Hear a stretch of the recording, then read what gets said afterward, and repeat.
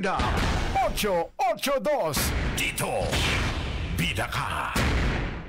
Ang mga pananaw at opinyon na ipinapahayag ng mga tagapagsalita at mga panauhin sa programang ito ay hindi sumasalamin sa polisiya o posisyon ng himpilang ito.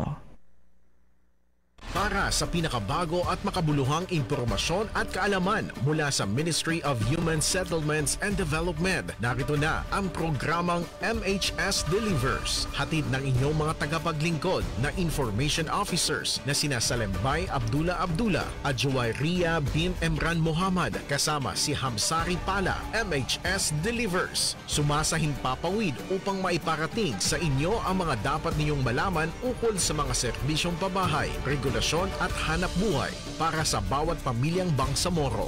MHS Delivers sa pamumuno ni Minister Attorney Hamid Aminuddin Bibara at sa liderato ni BARM Chief Minister Abdul Rauf A. Makakuwa. MHS Delivers. MHS Delivers.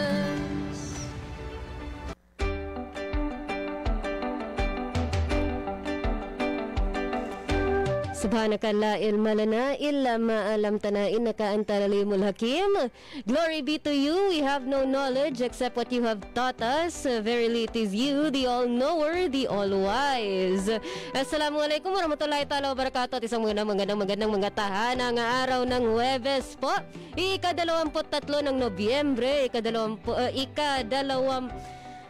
ng Nobyembre, ika-29 ng Jumadal Awal 1447 sa ating lahat, sa mga tagapakinig sa DXMS Radio Bida 882 kHz at sa mga nanonood ng live stream sa MHSD BARM Facebook page. Narito muli ang programang MHS Delivers na nagbibigay ng impormasyon at kaalaman mula sa Ministry of Human Settlements and Development ng Bangsamoro Autonomous Region and Muslim Mindanao. Ako po ang inyong lingkod, Bangsamoro Juwayriya bin Emran Muhammad, at ito na po ang ika-20 at 47 episodyo ng ating programa na walang ibang hinihiling kundi maggabay, magbigay ng tamang impormasyon na magagamit sa pagpapatakbo ng kabuhayan at pamumuhay, hindi lamang sa rehiyon ng Bangsamoro kundi pati na rin sa ating mga kabalay sa labas ng rehiyon. Para mas lalong mapalaganap ang ating programa, i-like, share at mag-comment sa ating live stream. Pwede rin po kayo mag-subscribe sa ating MHSD BARM YouTube channel kung saan mahanap ang lahat ng nakaraang episodyo ng ating programa. Ngayong araw na ito, hindi po ako nag-iisa gaya nung last episode. Kasama ko ang ating right-hand lady ngayong araw na ito. Pakinggan natin ang kanyang boses. Kabalay na Jazz, kumusta? Assalamualaikum sa lahat po ng nanonood, and ako'y nagbabalik. Ako pong inyong lingkod, Bangsamoro, Jasmine Langgi. Na mas lalo nating maririnig mamaya sa ating balitaan. Marami ba? Wala yan, sisiw lang yan. Kami yan. At aside kay Ate Jazz, marami-raming magagandang boses ngayong araw na ito. Alhamdulillah, kasi paus na ako. Pakinggan natin, makakasama ang mga kabalay natin na ang mangunguna sa ating talakayan. Pag-uusapan natin mamaya ang Library and Info Service Month in the BARM. Dalawang guest mula sa Bangsamoro Library and Archives ng Office of the Chief Minister. Pakinggan natin, batiin natin si Ma'am Siti Aina T. Polog at Ani Haima M. Haji Naim, parehong registered librarians ng ating Bangsamoro Library and Archives. Assalamualaikum. Kumusta po kayo ngayong araw na ito? Waalaikumsalam warahmatullahi ta'ala wabarakatuh. So, mabuti naman at talaga namang ginawa namin ang aming makakaya para makarating dito, and alhamdulillah naimbitahan kami dito. Well, alhamdulillah. Of course, Assalamualaikum, no? And good afternoon or good day po sa lahat ng ating viewers or listeners ngayon. We are pleasured po to be invited to this activity po, no? Thank you so much sa MHSD. Alright then, yun po ang ating guest para sa Bangsamoro Library. Mas lalo natin maririnig ang kanilang boses mamaya sa ating talakayan makalipas nitong mga segmento ng MHS Delivers. Tayo po ay magbabalik para sa ating balitaan, IPH, HSF, and of course ang ating MHS Discusses makalipas nitong mga paalala. Nais niyo bang magsimula ng bagong buhay sa bagong tahanan? Lumipat sa bagong struktura at bagong komunidad? Empleyado ba kayo ng kumpanya, opisina o may matatag na hanap buhay? Narito na ang Ministry of Human Settlements and Development sa pangunguna ni Minister Attorney Hamid Aminuddin Dibara at sa suporta ni Chief Minister Abdul Rauf Sami Gambar makakuha ang proyektong Economic Housing Loan.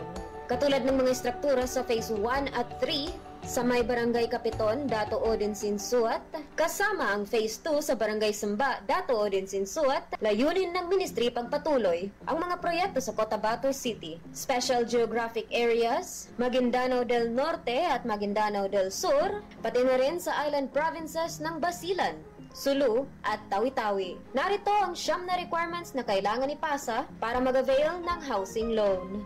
Una, filled out housing loan application form. Pangalawa, certificate of employment and compensation. Notarized. Pangatlo, kung may asawa, kailangan magpasa ng marriage contract. Kung hiwalay sa asawa, kailangan magpasa ng separation papers. At kung gano naman, kailangan magpasa ng death certificate of spouse. Pang-apat, payroll o payslip. Panlima, proof of billing. Pang-anim, 2 piraso ng 1x1 ID picture. Pang-pito, photocopies ng 2 valid IDs with 3 specimen signature. Kung may asawa, parehong 2 kopya ng IDs na may 3 signatures bawat kopya. Pang-walo, authorization letter na nagpapahintulot sa Pag-ibig Fund na imbestigahan ang beneficiary. At ang huli, pang-siyam, membership status verification slip. Para sa pagpasa ng mga requirements o para sa mga karagdagang impormasyon, maaari kayo mag-chat sa Ministry of Human Settlements and Development, BARM Facebook page o makipag-ugnayan sa opisina ng Ministry of Human Settlements and Development sa MHSD Regional Office, Bangsamoro Government Center, Rosary Heights 7, Cotabato City.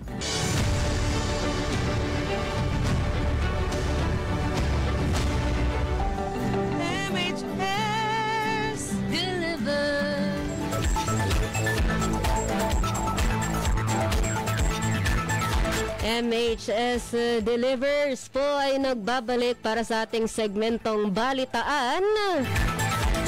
Na ngayong araw, meron po tayong 3. Una sa kanila, pagpapaunlad ng Camp Bilal patungo sa mapayapa at progresibong komunidad. Sinimulan na sa groundbreaking ceremony ng MHSD at SDF-PMO. MHSD pinalakas ang kakayahan ng PLUC Tawi-Tawi sa pagsusuri at pag-aproba ng CLUP at ZO. At MHSD pinalakas ang kakayahan ng mga LGU ng Tawi-Tawi sa Module 3 ng formulasyon ng pag-update ng CLUP. Para sa ating unang balita, pagpapaunlad ng Camp Bilal patungo sa mapayapa at progresibong komunidad, sinimulan na sa groundbreaking ceremony ng MHSD at SDF-PMO. Narito si Kabalay na Jazz. Nasaksihan ng Camp Bilal na dati nang sinalanta ng hidwaan ang isa pang hakbang tungo sa kapayapaan at kaunlaran matapos pangunahan ng Ministry of Human Settlements and Development, ang housing arm ng BARM, ang groundbreaking ceremony para sa pagtatayo ng 100 unit ng pabahay sa Barangay de la Bayan, Kauswagan, Lanao del Norte na ginanap noong 17 ng Nobyembre taong kasalukuyan. Magkakibat na hinukay ang bahagi ng lupang patatayuan ng mga bahay nila MHSD Minister Attorney Hamid Aminuddin Dibara, Member of the Parliament Honorable Haji Abdullah Commander Bravo G. Makapaar, mga opisyal ng Local Government Unit o LGU, mga kinatawan mula sa Bangsamoro Planning and Development Authority o BPDA, mga opisyal ng MILF, at mga pinuno ng komunidad gamit ang mga pala upang ibaon ang mga plano ng proyekto na sumisimbolo sa pag-uumpisa ng konstruksyon. Ginunita ni Minister Bara ang negosasyon sa pagitan ng MILF ng at ng national government na itinampok kung paano nabigyan ng 3 kahulugan ng Bangsamoro bilang pagkakakilanlan, teritoryo at pamahalaan na inililista ang mga pagkakatulad at pagkakaiba ng rehiyon kumpara sa pamahalang pambansa. Nandito tayo para sa pagkakaisa at kooperasyon upang patuloy nating mapanatili ang tunay na kapayapaan at kaayusan sa Llano del Norte, inshallah. Pahayag naman ni MP Macapaar. Pinundahan sa ilalim ng Special Development Fund o SDF 2023 ang proyekto na layong magbigay ng ligtas at marangal na tirahan para sa mga pamilya bilang bahagi ng pagbabago sa Camp Bilal, isa sa mga kinikilalang kampo ng MILF, paliwanag ni Engineer City Ira Ocamad, Engineer 2 ng SFD Project Management Office. Sinusuportahan ng inisyatibo ang mga mas malawak na pambansa at regional na pagsisikap upang mapabuti ang mga kondisyong sosyo-ekonomiko at ang paglipat ng mga dating mandirigma at kanilang mga pamilya tungo sa mapayapa at matatag na mga komunidad. Wika ni Engineer Kamad. Sa seremonya ay pinahayag ng mga opisyal ang kanilang pangako na tiyakin ang mga proyekto ay hindi lamang maghahatid ng mga pabahay kundi makakatulong din sa pangkalahatang pagunlad ng komunidad. Binigyan diin nila na ang ligtas at sapat na pabahay ay nagsisilbing pundasyon para sa pinabuting kabuhayan, pag-akses sa mga serbisyo at mas matatag na kinabukasan.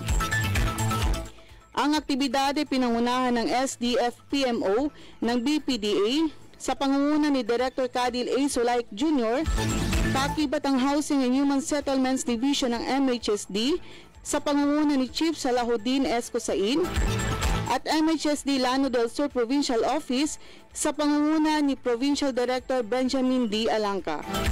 Para sa mapayapang pamay at maunlad na pamuhay, ako pong inyong lingkod, Jasmine, nagbabalik.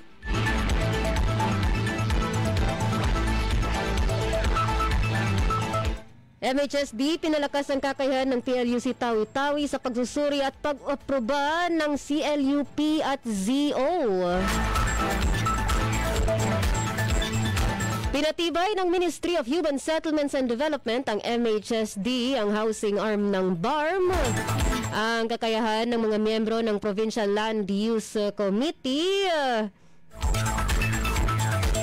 o PLUC ng Tawi-Tawi sa epektibong pagsasagawa ng proseso ng pagsusuri at pag-aproba ng Comprehensive Land Use Plan, CLUPs, at zoning ordinances o ZOs na ginanap sa Evero Business Hotel sa Zamboanga City noong ika-7 hanggang ika-9 ng Nobyembre taong kasalukuyan. Sinaklaw ng workshop ang mga talakayan ukol sa mga kinakailangang mapa ng CLUP. Balangkas ng CLUP Volumes 1 to 3, ang mga parametro ng pagsusuri at Memorandum Number 15 na nagdedetalye sa proseso ng pagsusuri ng CLUP, legal na batayan at daloy ng proseso ng pagsusuri. Kasunod ng malalimang presentasyon, ipinakita ng MHSD ang aktual na daloy ng proseso ng pagsusuri na kalaunan ay isinagawa sa pamamagitan ng simulation. Ipinaliwanag din ng mga tagapagsalita ng MHSD ang mga partikular na tungkulin at responsibilidad ng bawat miyembro ng komite. Pagkatapos ng simulation review, kinilala ng mga miyembro ng PLUC ang kalagayan ng kanilang mga tungkulin at ipinahayag ang kanilang pangako na ilalapat ang kaalaman at kasanayang kanilang natamo mula sa training workshop. Ang PLUC review process ay ang sistematikong pamamaraan para sa pagsusuri at pag-endorso ng CLUP at ZO ng isang bayan o lungsod upang matiyak na naayon ang mga ito sa mga pambansa at regional na patakaran. Tumutugon sa mga lokal na pangangailangan at sumusuporta sa napapanatili at matatag na pag-unlad.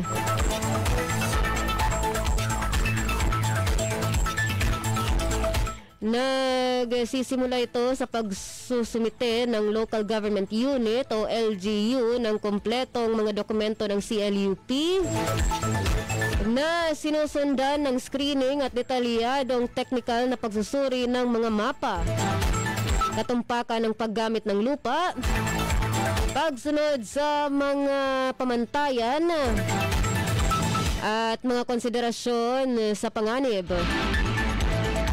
Pagkatapos ay ibabahagi ng LGU ang pagsusuri ng plano na susundan ng pagsasama-sama ng PLUC sa mga komento at rekomendasyon.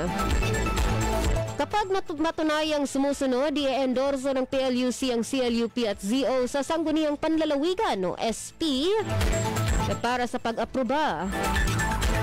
Nahahantong sa opisyal na pag-adapt o pagkilala ng mga ito sa pamamagitan ng resolusyon o ordinansa. Ang workshop ay inorganisa at pinangunahan ng MHSD Tawi-Tawi sa tulong ng Environment, Land Use and Urban Development Division o ILUD sa ilalim ng Technical and Regulatory Service o TRS at sa tulong technical mula sa MHSD Maguindanao del Sur. Ang orientation workshop ay dinaluhan ng mga kinatawan mula sa iba't ibang ministeryo kabilang ang Ministry of Agriculture, Fisheries and Agrarian Reform o MAFAR, Ministry of Trade, Investment and Tourism o MTIT, Ministry of Science and Technology o MOST, at Ministry of Environment, Natural Resources and Energy o MENRE, kasama ang Provincial LGU ng Tawi-Tawi. Para sa mapayapang pamahay at maunlad na pamumuhay, ako po ang inyong lingkod Bangsamoro Joy Ria Bint Emran Muhammad, nag-uulat.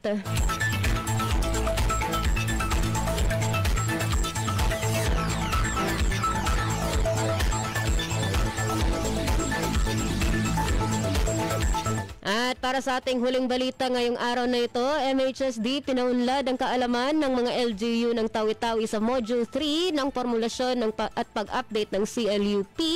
Nagbabalik muli si Kabalay na Jazz. Sa patuloy nitong pagsisikap na mabigyang kapangyarihan ng mga local government units o LGUs ng Tawi-Tawi, ang Ministry of Human Settlements and Development, ang housing arm ng BARM, ay nagsagawa ng training workshop sa pagbabalangkas at pag-update ng Comprehensive Land Use Plan o CLUP at Zoning Ordinance o ZO, Module 3, na ginanap sa Evero Business Hotel, Zamboanga City noong ika-4 hanggang ika-6 ng Nobyembre taong kasalukuyan. Ang aktibidad ay pinangunahan ng Provincial Office ng MHSD Tawi-Tawi na sinuportahan ng Environment, Land Use and Urban Development Division o ILUD sa ilalim ng Technical and Regulatory Service o TRS, kasamang technical na tulong mula sa MHSD Maguindanao del Sur.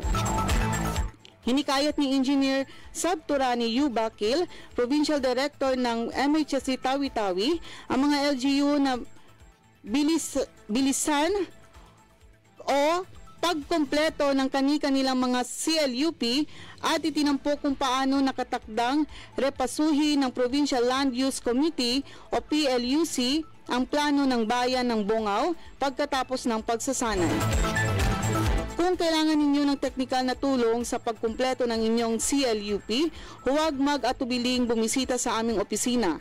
Mayroon din kaming mga teknikal na eksperto mula sa regional office na handang gumabay at sumuporta sa inyo.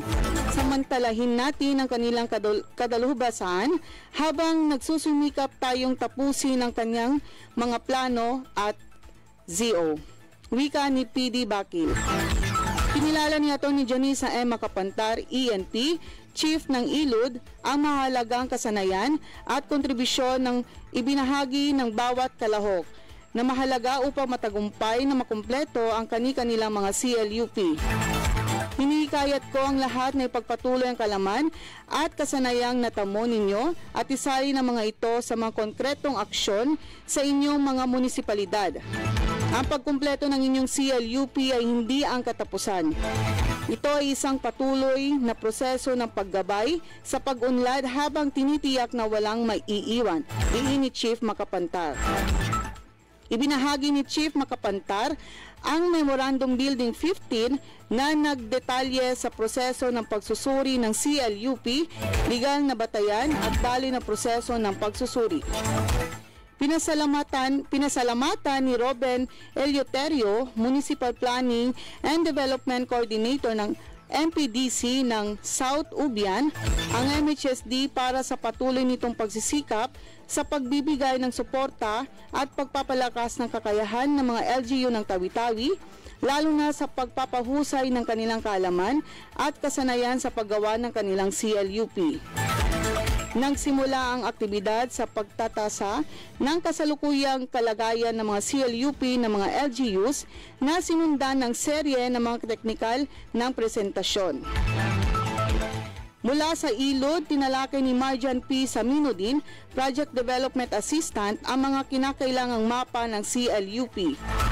Habang inilahad ni Ali M. Makadaag, Housing and Homesite Regulation Officer o HHRO4, ang CLUP Volume 123. Mula naman sa MHSD, Maguindano del Sur, piniliwanag ni Engineer Muslima K. Abusama, ENP, HHRO4, ang mga hakbang sa proseso ng CLUP. Pagkatapos ng komprehensibong mga presentasyon, pinagpangkat ang mga kalahok sa dalawang grupo. Ang right shot na nakatuon sa datos at demografiya at ang grupo ng mapping na nagtatrabaho ng hiwalay sa pag-update ng kanilang mga mapa gamit ang Quantum Geographic System o QGIS. Bukod sa South Ubian at Bungaw, dumalo rin sa pagsasanay ang mga kinatawan mula sa mga bayan ng Sapa-Sapa, Tandubas, Sitangkay, Mapon at Languyan na kinakatawan ng kani-kanilang mga MPDC at teknikal na kawani. Para sa mapayapang pamahay at maunlad na pamuhay, ako po ang inyong lingkod, Bangsamoro Jasmine, nagbabalita.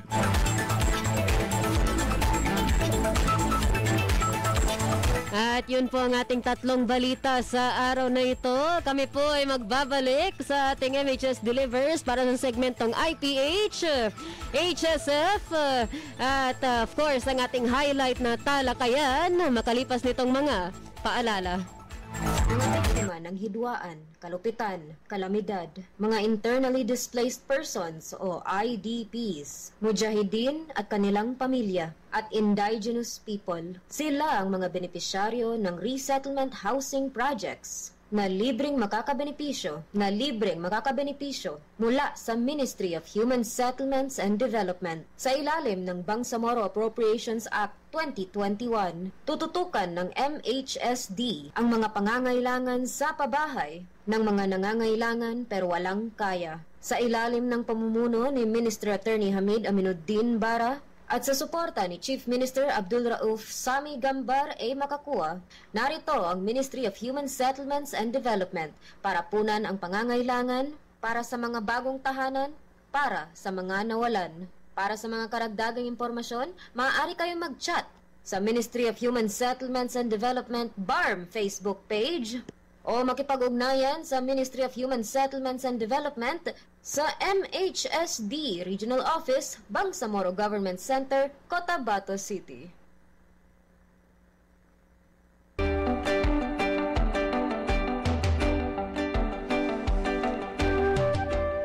At tayo po ay nagbabalik sa ating MHS Delivers. Para sa ating segmentong IPH, impormasyong pambahay at hanap buhay. Na ngayong araw na ito ay tungkol sa kasalukuyang nagaganap na Children's Month. Na may temang kabataang Bangsamoro protektahan laban sa printed at online sexual abuse and exploitation. Sa panahon ngayon ng digitalization, mas madali na ang access ng kabataan sa mga cellphones, mga tablets, mga computers, at lalong-lalo na ang internet. At kasal na access na ito, dapat din aware ang lahat sa kumbaga, may dala siyang maraming positive pero may dala din siyang mga negatives. At buong buwan ng Nobyembre, may mga activities po ang ating Ministry of Social Services and Development para sa pampalakas ng awareness na ito. Ngayon nasa 20 na tayo, no? Merong SWARACON na nagaganap ngayon ang Social Welfare Annual Research Advancement Conference sa KCC Mall. Kaya kung makadalo po kayo, dumalo na sa ating nalalapit na KCC Mall, Cotabato City. Marami pang activities gaya ng MSSD Bangsamoro Muna Radio guesting sa November 22 at sa ating 24 Juvenile Justice and Welfare Consciousness Week opening, sa 25 Dialogue on the Pillars of Justice, at sa 26 Moro Vloggers Forum on OSAEC CSAEM. That's maraming letters yun So 26 MSSD 4PS Children's Month Celebration, and 29 MSSD Bangsamoro Muna Radio guesting ulit para sa Juvenile Justice and Welfare Consciousness Week. And sa 25 hanggang 29 ay ang Bangsamoro Children's Congress and selection of RSCWC and RJGWC Child Representative for 2026 to 28 come 2025 BCM culminating activities. So culmination program na yung sa 29. Pero busy-busy po ang ating MSSD ngayong buwan na ito. Dagdag pa sa usual na social work po nila na activities na outside na po ng November. So bigyan natin po sila ng suporta at lagi rin po nating tandaan ang lagi rin po natin bantayan ang ating mga kabataan sa kanilang kumbaga social website adventures. Hindi naman siguro sa over the shoulder mismo yung pagbantay sa mga bata, no, pero yung tipong ipaalam lang sa kanila kung anong posibleng panganib na madaanan nila sa internet. Just may mga anak ka na malakas din mag-internet. Kumusta yun? O diba, on the spot ka, no? Interrogate ito. Kumusta nung ginagawa ng nene? Kasi ngayon, bigla. Kasi hindi naman sa nagpapatanda ako ng mga tao pero hindi tayo lumaki sa like may hawak na tayong cellphones. Mga bata ngayon, karamihan sa kanila lumalaki may tablet na sa harapan nila. Yes. So yung tipong hindi natin talaga maintindihan anong epekto sa kanila kasi iba na ang panahon ngayon Marami may isang buong generation ngayon na pinalaking may cellphone na sa harapan nila. At least ako. Like, medyo tumagal din nung nakahawak ako ng sarili kong cellphone Anong ba, grade 6 I think nung binigyan ako ng sarili kong cellphone. Dati may stylus pa yung cellphone ko. At grade 6 ka na? Grade 6 bakit? Yung anak ko 4 years old. 4 years old? May sarili siyang cellphone? Hindi mo pinapahiram ng cellphone? Nagkataon lang na may extra na phone. Nagkataon. Napulot niya lang sa kalsada. Kung may nawawalan phone. Sa akin lang po hanapin. Pero yung tipong ganun napalaganap ang mga cellphones ngayon. Madali lang makakuha ng tablet phone ngayon. Hindi gaya dati na parang social status symbol siya. Ngayon, kapag iPhone, yun ang social status. Pero kapag kahit anong smartphone na touchscreen, parang madali lang siya mahanap ngayon. Kaya mas accessible, mas madali makuha, mas kailangan palaganap ang kaalaman na hindi lang positives ang meron sa ating internet adventures, kumbaga. Kaya importante po ang ating Children's Month theme ngayon. Lagi po nating ingatan ng mga nadadaanan natin sa internet, nadadaanan ng mga kabataan natin ngayon sa internet. And wag laging maniwala sa kung anong nakikita sa internet, lalo na at malakas ang AI-generated images at videos ngayon. Ang dali-dali lang maggawa-gawa ng kwento at mapapaniwala ang mga tao. So, lagi po tayong lagi nating pag-isipan. Double check lagi. Totoo ba ito? Dapat ba akong maniwala? And, stay safe. Meanwhile, sa ating iba pang safety tips, sa pakinggan natin ang health and safety first ng walang iba kundi ang ating kabalay na Jazz. Yes, sa ngalan ng ating kabalay na si Hamsari Pala, ako po muna ang magbibigay sa inyo ng health and safety first para sa episodyong ito. So, ang pag-usapan natin ngayon, Kabalay-Nari, ay yung tungkol sa nauusong sakit ngayon. Hindi ko lang alam kung meron sa lugar ninyo, pero sa amin medyo, dahil ito ay madaling kumalat. Ito ang chickenpox. So, medyo familiar, of course, ang lahat. Pero ano nga ba ang chickenpox? So, sa Tagalog ay bulutong tubig. Ito, yes, yun ang Tagalog niya. Ito ay isang nakakahawang viral infection na sanhi ng varicella zoster virus o VZV. Karaniwan sa mga bata, ngunit maaaring magkaroon ng kahit sino na hindi pa nagkakaroon o nababakunahan. So, paano kumalat si chickenpox? Una dyan ay ang droplets o mula sa pag-ubo, pagbahing o pagsasalita. No? Pangalawa is direktang contact sa likido mula sa mga paltos. Yung sinasabing paltos is yung, alam mo yung kapag na, yung may tubig sa may ano. Nakakita ka na ba ng chickenpox, Ri? Hindi ko feel ko nagkaroon ako niya nung bata ako, pero grabe ko pa kabata, hindi ko maalala. Basta parang merong medyo bumburot, then may laman yun na tubig. So yun yung possible na dahilan bakit nagkaroon ka ng chickenpox. Iba siya sa isura ng pimples ng Iba rin siya.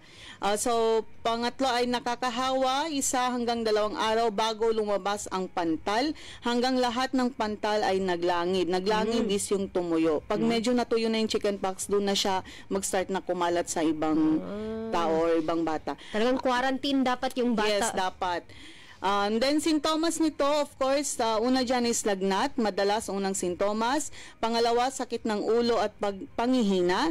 Pangatlo, pantal na nagsisimula bilang maliit na pula. And then nagiging butlig na may tubig hanggang sa nagiging langib.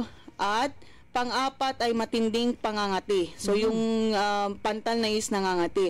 And then, panghuli is maaaring lumabas sa buong katawan, pati anit at loob ng bibig. So, ganun siya. Then, sino ang mas delikado dito? Una dyan ay ang mga sanggol, buntis, mga taong may mahina ang immune system, at ang mga matatanda na mas malala kadalasan kaysa sa bata. Kahit na kapag nakuha mo na dati, pwede mo pa rin makuha ulit? Ang possible, kasi nangyari yan sa pamangkin ko, may nagka-chickenpox na last year, and then ngayon, naulit, yes. Yun ang nangyari. So, paano ito gamutin? Walang tiyak na gamot para sa virus, ngunit paracetamol para sa lagnat, calamine lotion o anti-itch remedy para dun sa pangangati, malamig na paligo o oatmeal bath, panatilihin ang maikling kuko para maiwasan ng kamot, iwasan ang aspirin sa bata, at ang sa malalang kaso, maaari magreseta ang doktor ng antiviral na gamot. So, parang iwasan naman ito, of course, meron tayong 2 doses na varicella vaccine. Hindi ko lang alam kung available siya sa mga barangay. Makialam. So, tanungin ninyo ang inyong mga local health centers kung available po siya. And then, iwasang lumapit sa taong may bulutong kung wala pang bakuna o immunity. Of course, panatilihin ang kalinisan at paghuhugas ng kamay. Alright. So, yun lamang muli sa ngalan ng ating kabalay na si Hamsari Pali. Yun, Pali. Yun, Pala, yan lamang po ang maikling health yung and Pali safety galing sa first. chickenpox kasi sa kakakamot niya. Sugat. At yun po ang ating segmentong HSF, ang ating health and safety first. Syukran, kabalay na Jazz. And syukran sa lahat ng nag-comment sa ating live stream. Kasama sa kanila ang walang iba kundi ang ating Director General, Esmael W. Ibrahim, ang sabing, Assalamualaikum. Waalaikumsalam. Watching somewhere in part of Asia. Mapia mapita DG. Fi amanillah po sa inyong travels. Jazz, gusto mo basahin yung ibang comments dyan? Sumunod si Nusaira, sabi, salam mga kabalay, watching from Basilan. And then, of course, ang ating Queen of CLUP, Muslima K. Abu Sama. Assalamualaikum, makatahanang umaga mga kabalay.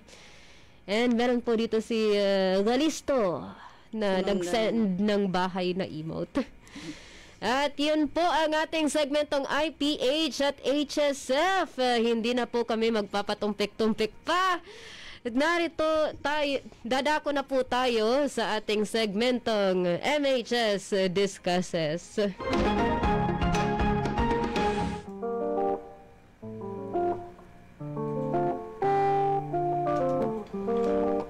Tawagin po natin pabalik ang ating mga guests para sa araw na ito. Muli mula sa Bangsamoro Library and Archives ng Office of the Chief Minister, dalawang representatives po ang kanilang ipinadala, parehong registered librarians, Ma'am Siti Aina T. Polog and Ma'am Anihaima M. Haji Naim. Welcome back. Assalamualaikum warahmatullahi ta'ala wabarakatuh.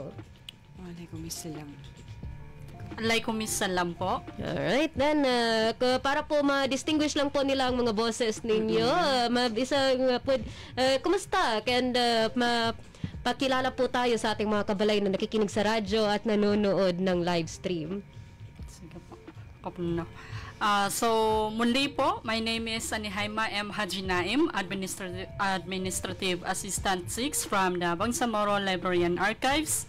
And we are very glad po again na ma-invita dito sa inyong programang MHSD Discusses Talakayan. Yes po. And we have... And sa right side naman, I am Siti Aina T. Polog, your proudly librarian. Alright. At sa ating mga kabalay ngayon mula sa Bangsamoro Library and Archives, thank you po sa inyong pagtanggap ng aming imbitasyon. Kumusta po ang library ngayong itong nakalipas? Maalala ko bumibisita ako noon para lang magtambay habang nasa office ang parents ko sa dating ARM government. Nandiyan pa rin sila. Nandiyan pa rin ang library. Hindi pa rin nagbago yung location. Actually po, ang Bangsamoro Library and Archives now is located na po sa beside BTA Building Annex. Adjacent po siya ngayon sa Bangsamoro Museum. Is it same building, no? Different building na po. Okay. The former RLA building during ARM. Yes po. Doon po na located si BLA in short po.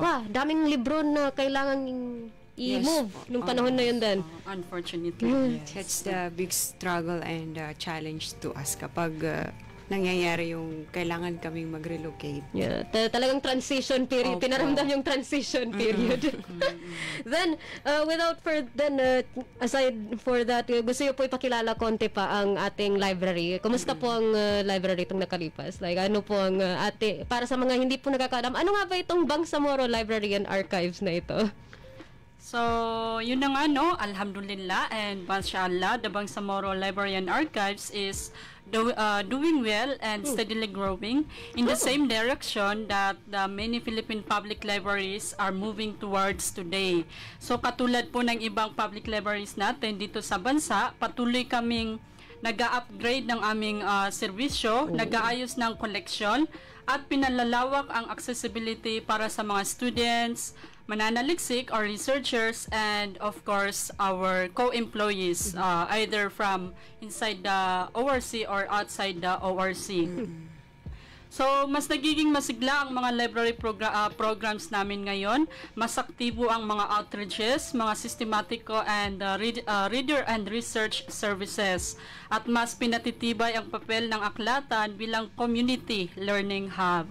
So, nakikiayon din kami sa pag-shift ng maraming public libraries nationwide patungo sa mas modernong information services tulad ng digitization efforts at paggamit ng integrated systems para gawing mas epesyente ang aming mga serbisyo. So, in summary po, or sa kabuuan, ang BLA ay nasa yugto ng pagpapatatag at pagpapalawak ng serbisyo, umaayon sa mas malawak na direksyong tinatahak ng mga pampublikong aklatan sa Pilipinas ngayon at maging mas bukas, mas kapakipakinabang at mas responsive sa mga pangangailangan ng ating komunidad. So, lahat ng po yun ay dahil sa suporta ng ating Chief Minister Abdul Rauf Sam A. Makakuwa at ang aming butihing Director Camila Isonda, and of course, our OIC Chief Librarian Ashmira Polog. Alright. Lovely to know. Gaya ng panahon ngayon, nabanggit nga kanina sa Children's Month segment, panahon na ng digitalization itong nakalipas at halos lahat ng information makukuha mo na sa internet, which is mas mapanganib kasi marami ng fake news, mas malakas ngayon ng fake news at fake videos at fake write-ups ngayon. Kaya importante rin itong kumbaga archiving na nakikita natin, accessible ang verified at true information sa ating mga libraries. Then, tugma doon, ano ba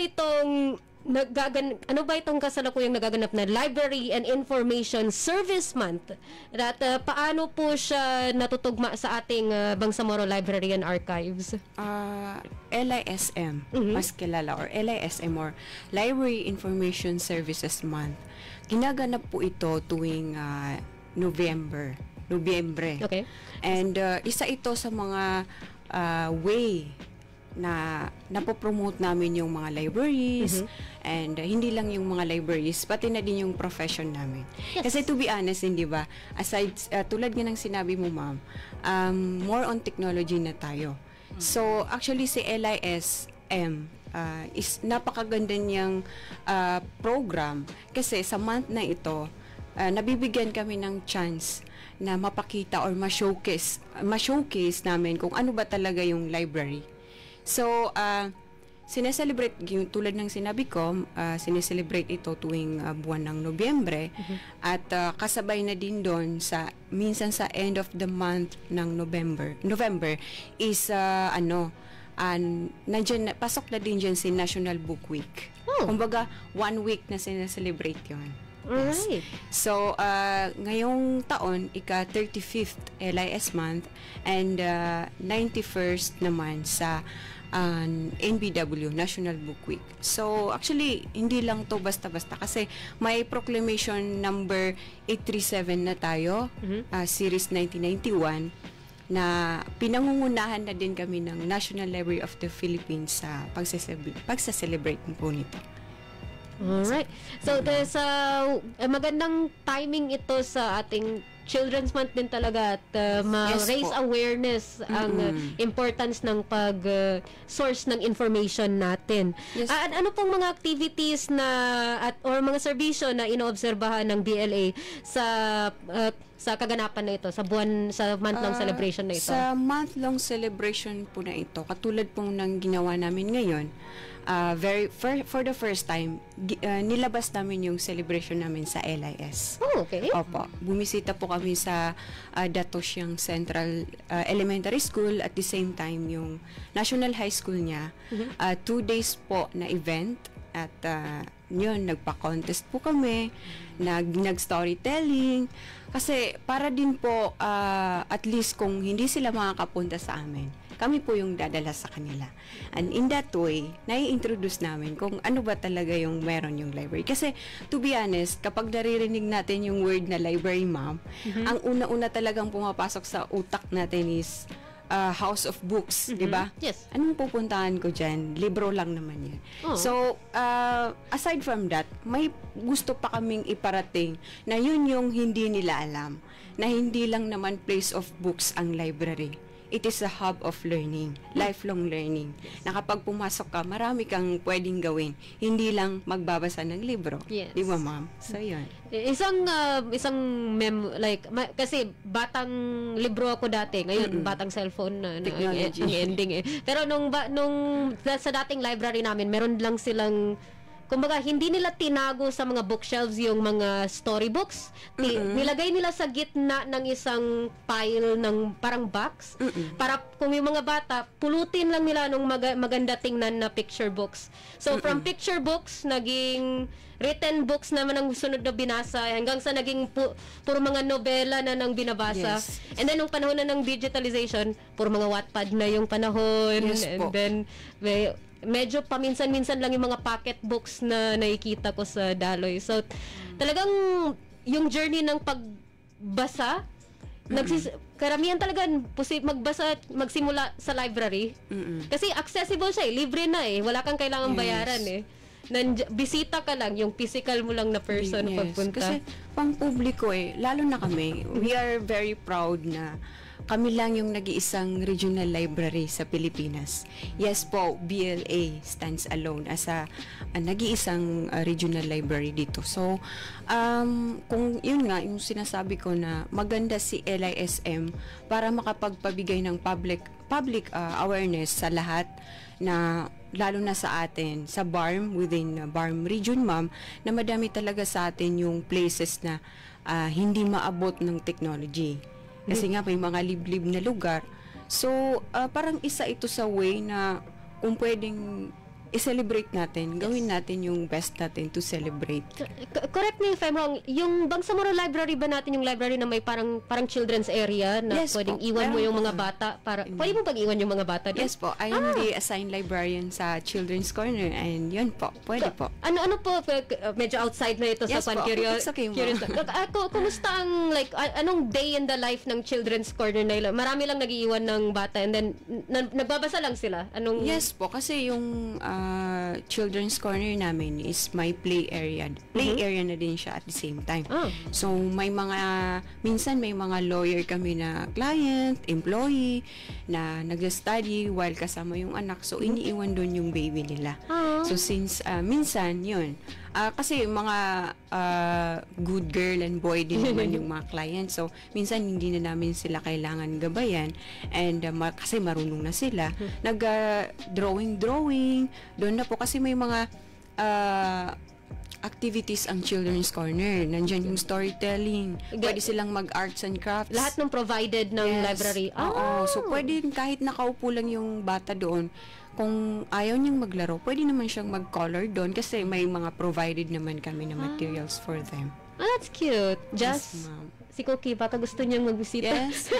If you have time, you are welcome, mga ma'am. Anong age range ng tinatanggap ninyo? Actually, as of now, wala talaga eh. Kasi kahit college student or minsan may employee na umuupo doon kapag binagot na mag-study kasi naka-stress din na puro basa, naglaro-laro yan sila. Yes. So, nakakatuwa din na may ganun kaming serbisyo. Alright. So, and that's active every day for... Yes po. Weekends? Mondays to Fridays po kami. Open kayo weekends? 8 a.m. to 5 p.m. po. Weekends is hindi po. Yeah, it's fair. That's fair. Walang overtime sa... Yes po. Walang overtime pay sa... Yes po. Then, may... aside sa nabanggit ninyong school na binisita, may iba pa po kayong schools na nabisita na, bibisitahin pa, gusto nyong ipaalam sa napupuntahan ninyo para sa ating LISM? Yes po. Actually, before pa man, kahit hindi naman po LISM, meron po kaming CEP or Community Engagement Program na kinakandak every year. So, as of now, may mga nabisita na po kami na school sa dito sa lugar natin at saka sa Lanao. So, yun po, nag-storytelling kami, nag-arts and crafts, then may mga kaunting pabigay. So, opo. Alright. So, even before LISM, continuous pa rin yung outreach sa ating mga Bangsamoro. Yes. Do you accept yung school mismo pupunta sa inyo, correct? Yes po. If, kasi party yun siya ng, parang educational tour ang tawag sa mga bata. Sa school, kapag bumisita sila sa amin, right? So, nagkakandak naman kami ng library tour and library orientation kung bibisita sila sa amin. Anong proseso nun? Like, silang mag-letter sila sa inyo, mag-schedule kayo, as far as I know, sila po yung mag-letter. Communication. Okay, Yes. so, paalam lang sila sa inyo. Yes, alright. ma'am. Then, Kasi we also have to know the number of participants. Medyo unfortunately, limited lang yung space na meron tayo. So, as much as possible naman, kung makaya namin i-cater, gina-cater din namin. Anong maximum participants? Anong capacity ng ating library ngayon? Mga 50 to 75, kaya naman po. Yes po. Isang classroom na yun. So, kaya Dan, kung kayo naman ang pupunta sa mga schools, paano nyo pinipili yung schools na bibisitahin ninyo? Basically po, nagra-round po kami. So, plano rin talaga namin na pumunta sa lahat ng schools na meron tayo within the BARM region. Yes. Pero prior po, syempre, we have to undergo a certain process. Nagpo-participate po kami sa mga LGUs. Opo, para sometimes sila na yung bahala sino yung school na gusto nilang i-refer sa amin. Kasi minsan, doon din kami may nagkaka-challenge na paano namin i-contact yung certain school na gusto namin puntahan. Pero definitely, inclined naman kami to visit all these schools na meron tayo sa region. Alright, so kung may interesado po na LGU sa ating mga kabalay na local government units, bukas po ang ating Bangsamoro Library for any queries or requests na magbisita. Talagang itong malakas na connection sa ating LGUs is ang bridge para sa maabot natin ang ating mga constituents. But with that, may iba pa po kayong activities na gustong i-highlight para sa ating LISM or sa ating paparating na book week? I believe yung nabanggit, National Book Week. So, si LISM kasi and si Book Week, parang isahan na yan siya every November of the year. But aside from that, meron din kami ibang services katulad nung na-mention kanina ni Ma'am Siti Aina na mga extension services. So, since this LISM is pag November lang, tuwing November, meron din kaming the Public Library Day during every April, if I'm not mistaken, no? April or March of the year. So, annually talaga yun sineselebrate kasi bilang regional library, parang under din kami kasi sa National Library of the Philippines. So, lahat ng activities na sineselebrate nila on a regular basis, sineselebrate din namin bilang regional library ng BARM. Ano po yung activity ulit sa April? Sa Public Library Day. Public Library Day. Public Library Day. This covers all libraries. Yes. Anong private? Anong celebration sa ng mga establishments of all public libraries in the country. Opo. Last this year po, what we did was kami na lang yung nag-invite ng participants sa BLA. Parang daycare yung visitors natin, ma'am, no? Schools from Parang. Sila yung pumunta sa amin. And ngayong paparating na April or March, bakit does it change? Nagbabago ang month kung kailan siya gina-celebrate? Hindi po. Fixed na po yun. Okay. Opo. It's March and April. April. Okay, April is Public Library Day. Alright. Sometimes sa April po.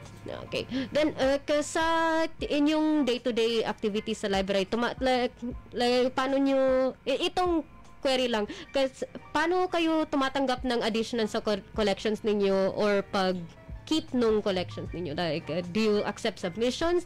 Nakaka-receive talaga kayo ng source materials galing sa National Library? Ano po yung...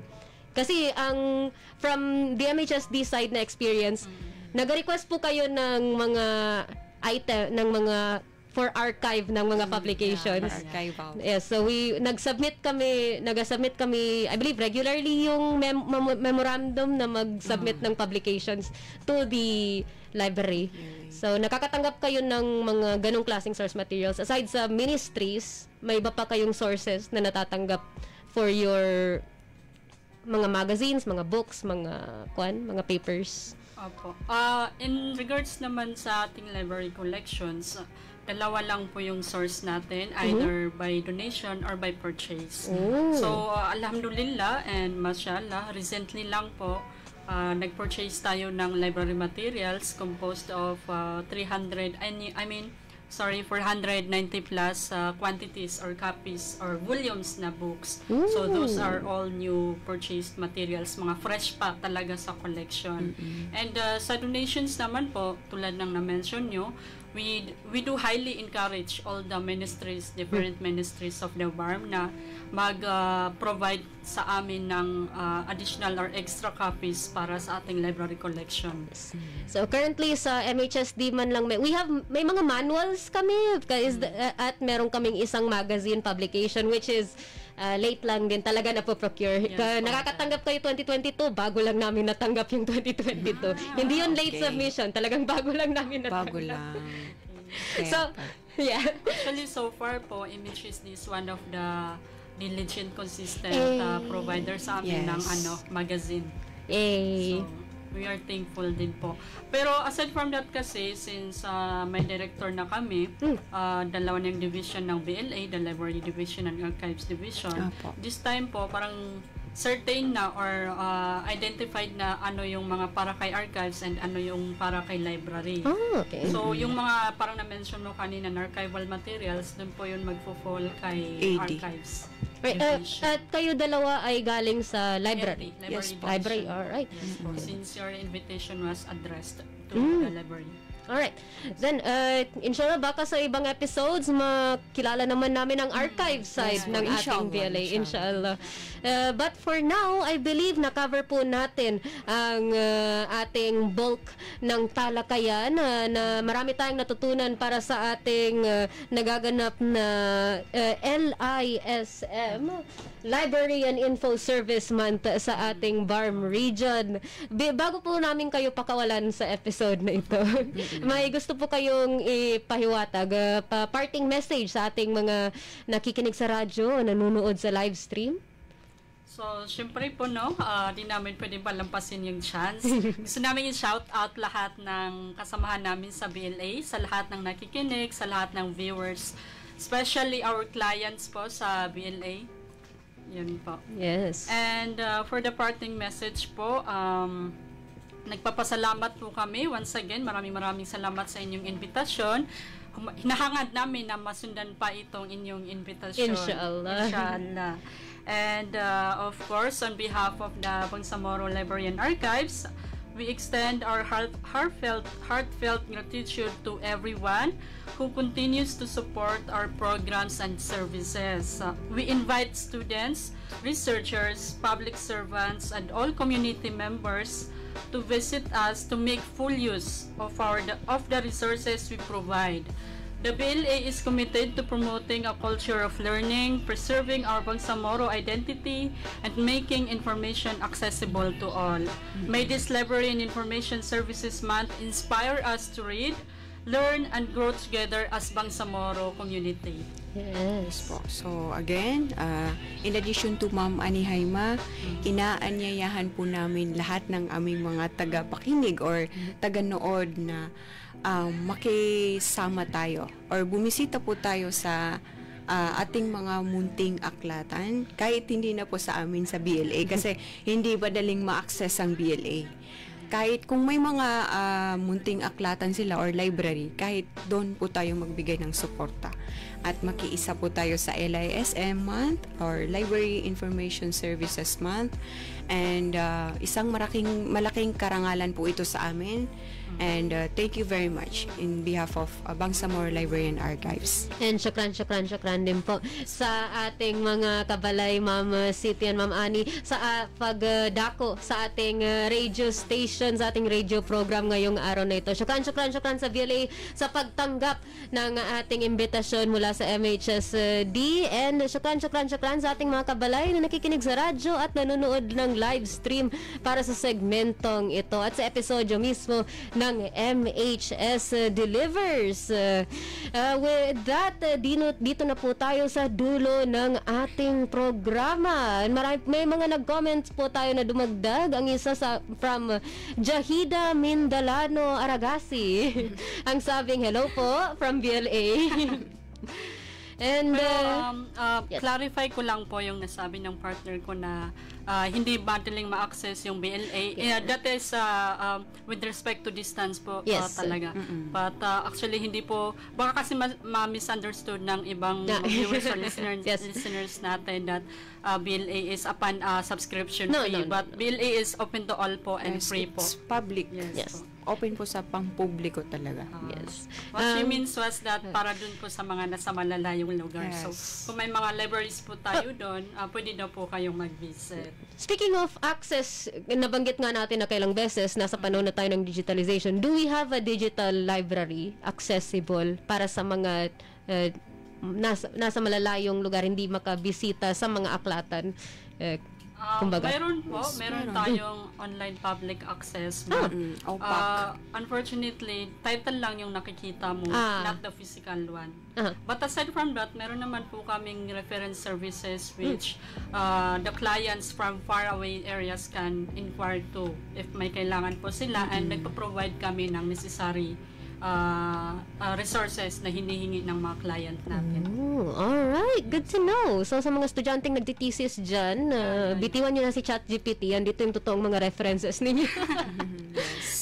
Alright, jokes aside, syukran na po sa ating mga kabalay na nakikinig sa radyo at nanonood ng live stream. Meron po tayo dito si Sir Gadi na nagsabing, congrats BLA, awesome crew, all the best po.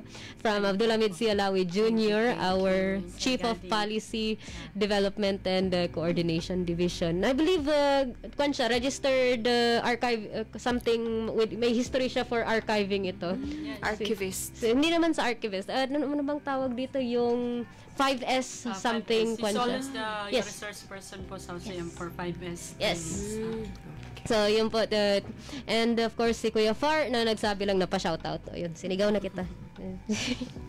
Pero yan po ang ating segmentong MHS Discusses. Bago po tayo maghiwalay sa episode na ito, meron po tayong segmentong KKK kung saan ang inyong kasagutan sa aming katanungan ukol sa kaalaman ng ating programa ang posibleng magpapanalo sa inyo ng 100 peso load.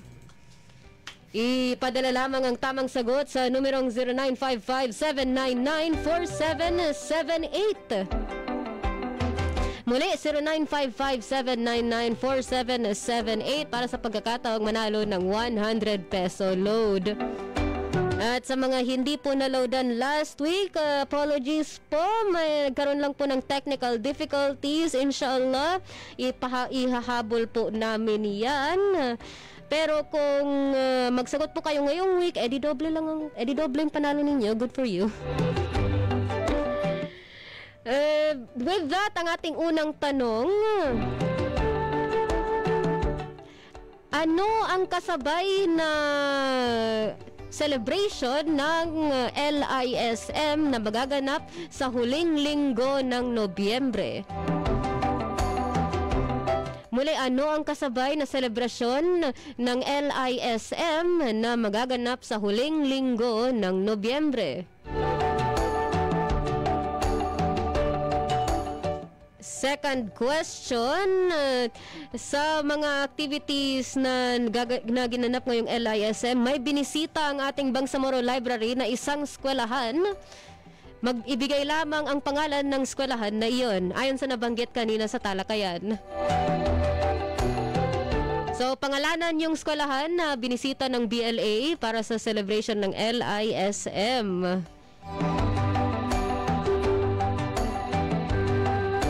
And ang ating huling tanong, anong buwan gaganapin ang Public Library Day? Public Libraries Day? Public Library. Libraries? Plural. Singular. Public Library Day. Ulit, anong buwan gaganapin ang Public Library Day? Ginaganap. Kasalukuyan siya.